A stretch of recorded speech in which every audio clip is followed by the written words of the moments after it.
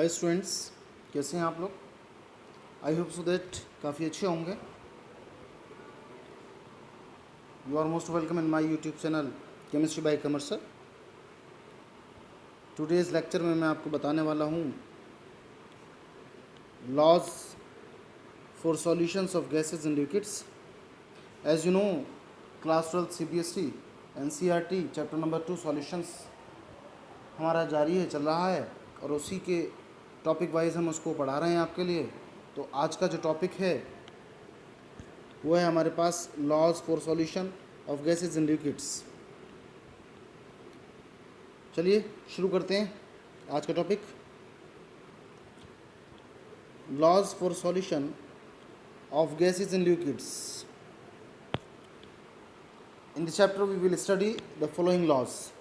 First of all, Henry's law and the second one is Raoult's law. और आज की इस वीडियो में मैं आपको पढ़ाने वाला हूँ Henry's law and Raoult's law के लिए मैं नेक्स्ट वीडियो अपलोड करूँगा, देन उसमें बताऊँगा आपके लिए। तो laws for solutions of gases and liquids. तो सबसे पहली बात ये समझ लीजिए कि किसी भी लिक्विड के अंदर आपने किसी भी गैस को एज ए सॉल्यूट डिज़ोल्व कर दिया तो सॉल्यूशन हमारे पास कहलाएगा लिक्विड गैस सॉल्यूशन। और वहाँ पर कौन सा रूल एप्लीकेबल होगा उसके बारे में हमें बात करनी है। तो कुल मिलाकर के यहाँ हमारे पास ये दोनों रूल्स हमको पढ़ने हैं, लेकिन आज हम जो डिस्कस करने वाले हैं वो हेनरीज लॉ को डिस्कस करने वाले हैं। चलिए आगे बढ़ते हैं। अकॉर्डिंग टू दिस लॉ, हम हेनरीज लॉ पढ़ रहे हैं।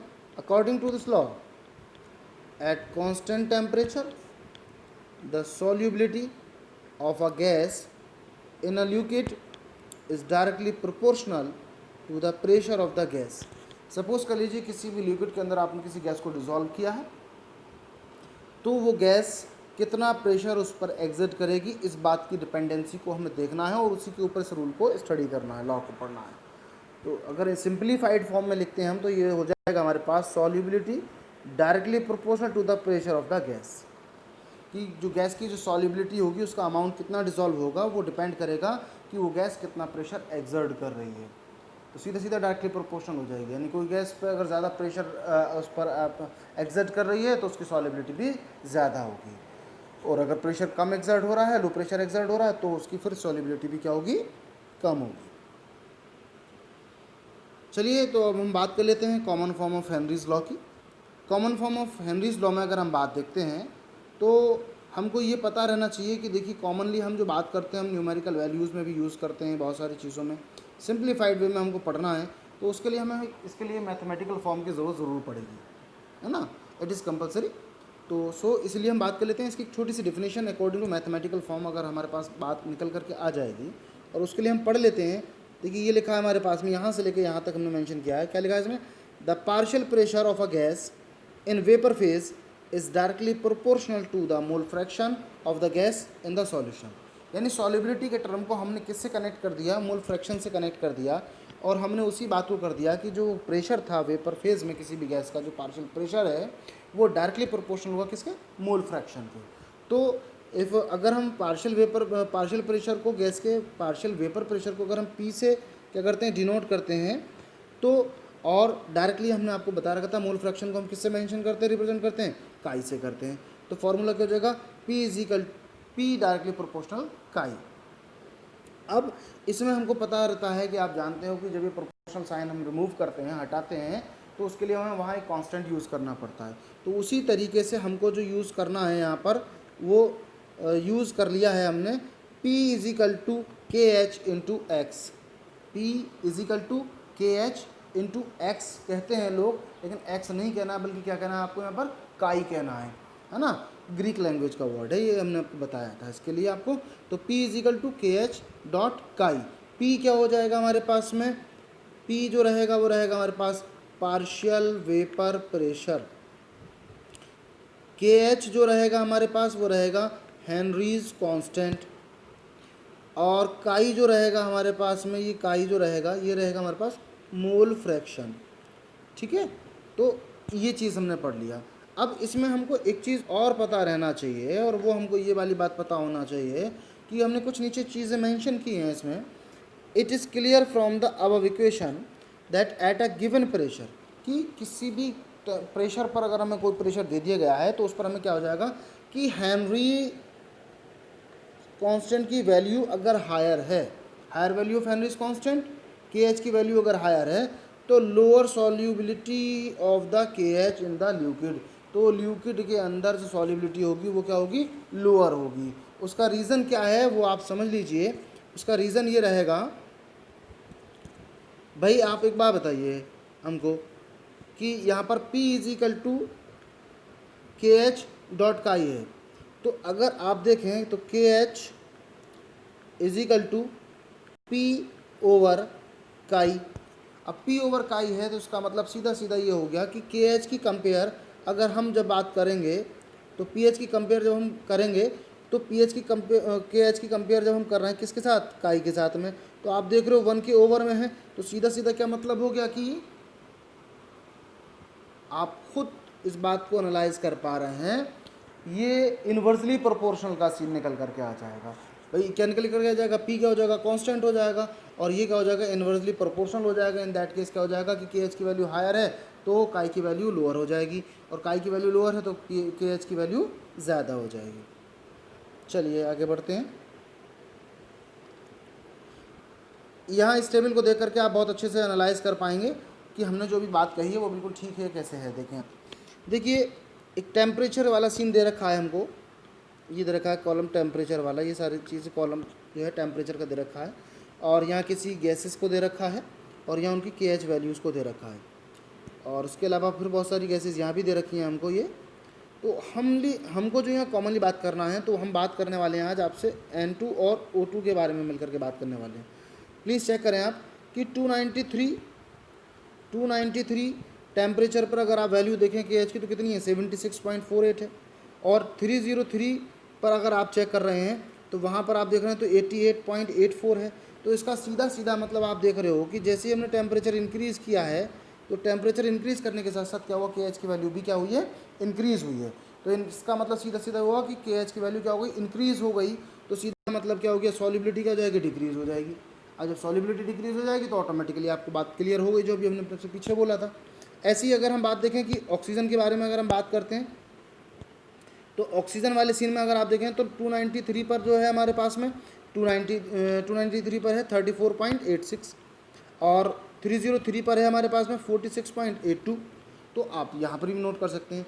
तो फिर सीधी सीधी बात आपको क्लियर हो जानी चाहिए, यहाँ पर हमारी बात बिल्कुल it is very clear, it is clear by the above table that values of K H for both and N2 and O2 increase with increase in temperature, कि जैसे जैसे टेम्परेचर इंक्रीज़ होता जा रहा है वैसे वैसे के एच की वैल्यू भी क्या हो रही है, इंक्रीज़ हो रही है। और जब वो इंक्रीज़ हो रही है तो इसका मतलब क्या हो गया, सॉल्युबिलिटी क्या हो जाएगी, भाई सॉल्युबिलिटी का क्या सीन रह जाएगा, सॉल्युबिलिटी क्या हो जाएगी आपकी, डिक्रीज़ हो जाएगी, क्या हो जाएगी, डिक्रीज़ हो जाएगी। तो सीधी सीधी बात आप याद रखेंगे बिल्कुल कंप्लीट वे में, बहुत अच्छे से ये वाली बात आपको माइंड में सेटअप कर लेनी है बिल्कुल बढ़िया से, कि सपोज़ कर लीजिए आप अगर के एच की वैल्यू आपकी क्या है, हायर है, तब आपकी जो सॉल्युबिलिटी होगी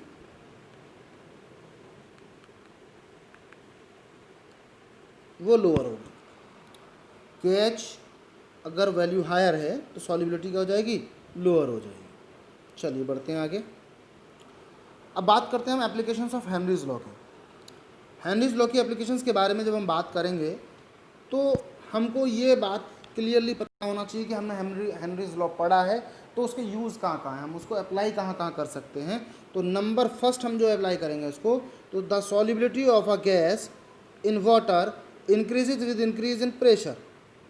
ये सीधी सीधी बात है कि अगर वाटर के अंदर कोई गैस मौजूद है तो उसकी सॉल्युबिलिटी इंक्रीज़ करेगी जब हम उसका प्रेशर क्या करेंगे, इंक्रीज़ करेंगे। अभी हेनरीज लॉ पढ़ा हमने, यही बात पढ़ी थी उसके अंदर।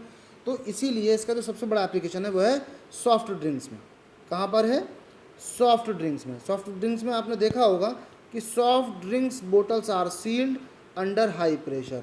भाई सॉफ्ट ड्रिंक्स की जो बोटल्स होती हैं उनको सील किया जाता है हाई प्रेशर पर। हाई प्रेशर पे करने से क्या होता है, गैस उसके अंदर ज़्यादा होती है। आपने देखा होगा कोल्ड ड्रिंक का जब कैप आप ओपन करते हो, लूज़ करते हो, तो सीधा सीधा देखा होगा बहुत सारी गैस उसमें से यूज़ होती है। क्यों निकलती है, क्यों निकलती है, रिलीज़ होती है? उसका रीज़न ही ये है क्योंकि बाहर का जो उसका प्रेशर था वो क्या है, कम है, और अंदर का प्रेशर क्या था, ज़्यादा था, और उसको हाई प्रेशर पर क्या किया गया था, सील किया गया था। तो इसलिए सॉफ्ट ड्रिंक, कोल्ड ड्रिंक्स की जो बोटल्स को सील किया जाता है वो हाई प्रेशर पे किया जाता है, जिससे उसके अंदर ज़्यादा से ज़्यादा यानी एज मच गैस उसके अंदर प्रेजेंट रहे।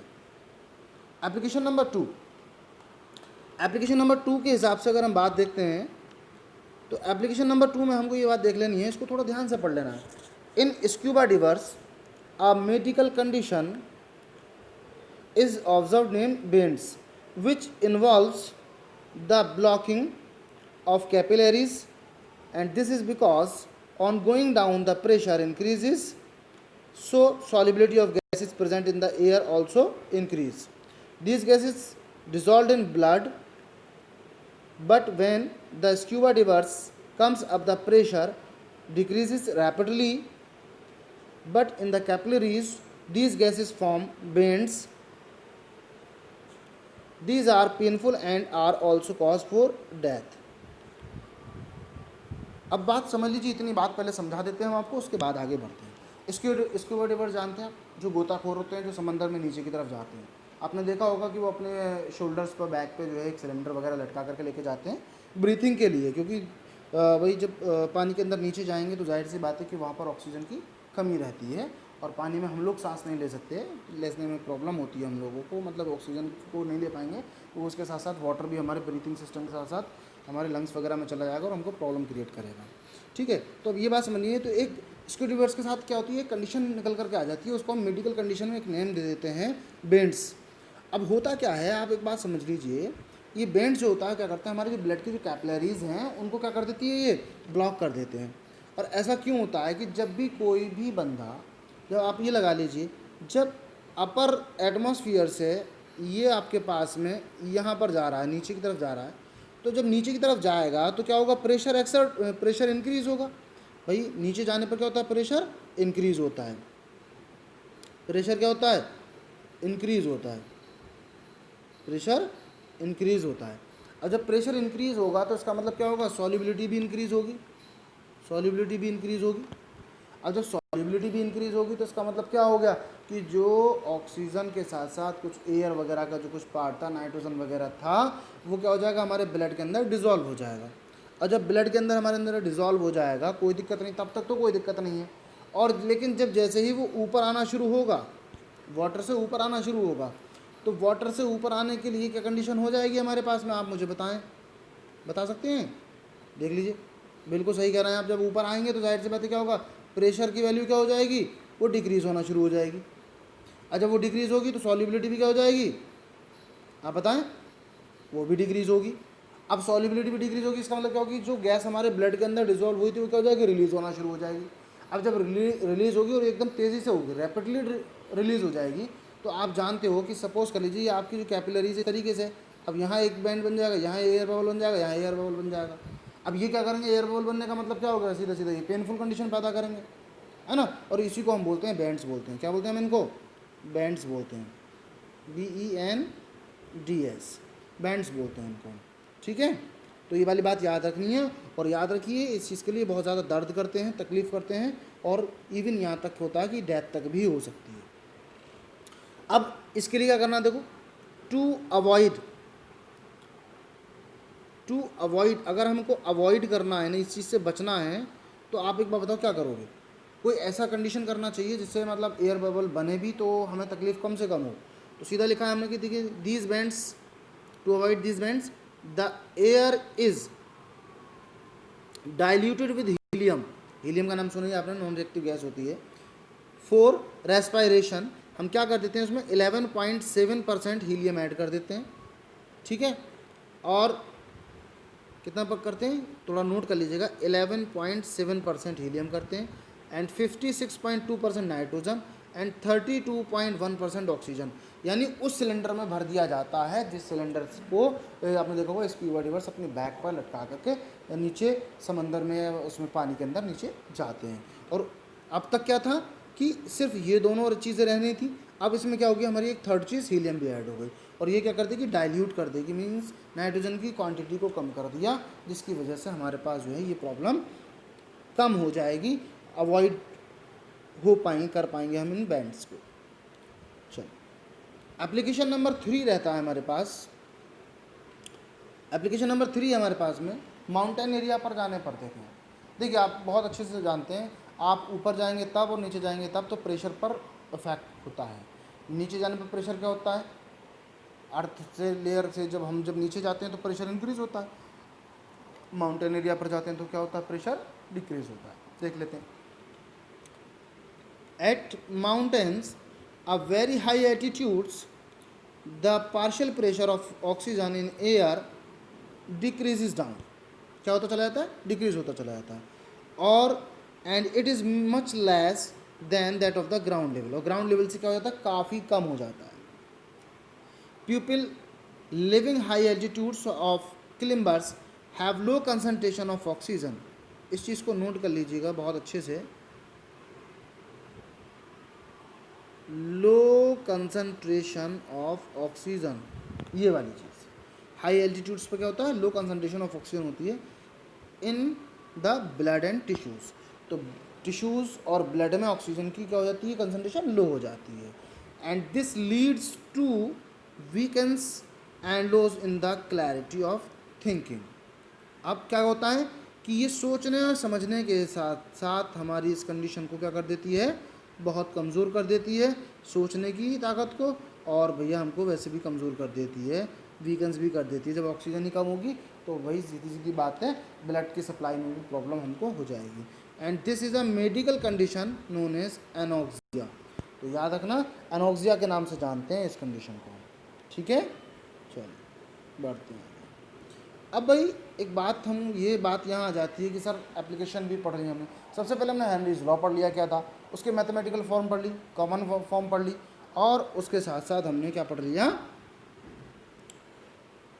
उसकी एप्लीकेशंस पढ़नी। अब हमको उसके बाद पढ़ना है limitations of Henry's law. Limitations of Henry's law में कि हेनरी लॉ कहाँ कहाँ वर्क नहीं कर पाएगा। कुछ तो कंडीशन ऐसी होगी जहाँ पर ये काम नहीं करेगा, कुछ इसके रेस्ट्रिक्शंस ज़रूर होंगे। तो सबसे पहली बात है, फर्स्ट पॉइंट है, this law is only for applicable to ideal gases only. सबसे पहली बात ये बात समझ लीजिएगा कि हेनरीज लॉ वर्क करेगा सिर्फ आइडियल गैसेज पर। In if ideal gases are dissolved in water then Henry's law will be applicable. Clear? First thing is clear. And the second one is that this law is not applicable to those gases which undergo chemical change in solution. और ऐसी चीज़ों पर भी लागू नहीं हो पाएगा, ऐसी गैसेस पर लागू नहीं हो पाएगा, एप्लीकेबल नहीं होगा वो गैसेस जो सॉल्यूशन बनाने पर क्या हो जाए, केमिकली चेंज हो जाए। मतलब वो या तो क्या कर लें, कुछ ना कुछ न्यू कंपाउंड का फॉर्मेशन अगर कर लेती हैं तो उस कंडीशन में भी ये एप्लीकेबल नहीं हो पाएगा। And the third one is that this law can not be applied on those gases which dissociate into ions. और ये उन गैसेज पर भी एप्लीकेबल नहीं होगा, गैसेज सॉल्यूशन पर, जो गैसेज डिसॉल्व करने पर आयंस में डिसोसिएट हो जाती हैं। क्या हो जाती हैं वो, आयंस में डिसोसिएट हो जाती हैं। तो 3 लिमिटेशंस आपको याद रखनी है। फर्स्ट है हमारे पास में सिर्फ आइडियल गैसेस पर एप्लीकेबल होता है, पहली सिर्फ याद रखना है, एप्लीकेबल किस पर होता है, आइडियल गैसेस पर होता है। किस पर होता है, आइडियल गैसेस पर होता है। बाकी क्या कंडीशन है, उन गैसेस पर नहीं होता जो केमिकली चेंज हो जाती हैं, और ना ही उन पर होता जिन जो आयंस में डिसोसिएट हो जाती हैं। क्लियर। नोट, और वेरी इंपॉर्टेंट नोट है ये, आप ध्यान रखें इस चीज़ के लिए, याद ये रखना है आपको, बहुत बढ़िया तरीके से आपको इस बात को समझ लेना है, क्योंकि क्वेश्चंस अप्रोक्सीमेटली 2 और 3 ईयर्स आफ्टर ये पूछा ही जाता है। और क्या पूछा जाता है, क्वेश्चंस को सबसे पहले समझ लेते हैं क्वेश्चन क्या होता है। Why aquatic species are more comfortable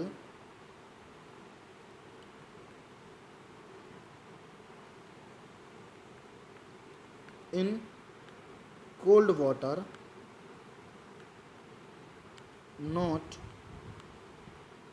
in warm water. आप इस बात को समझ लीजिए, ये क्वेश्चन है, नोट कर लीजिएगा। Why aquatic species are more comfortable in cold water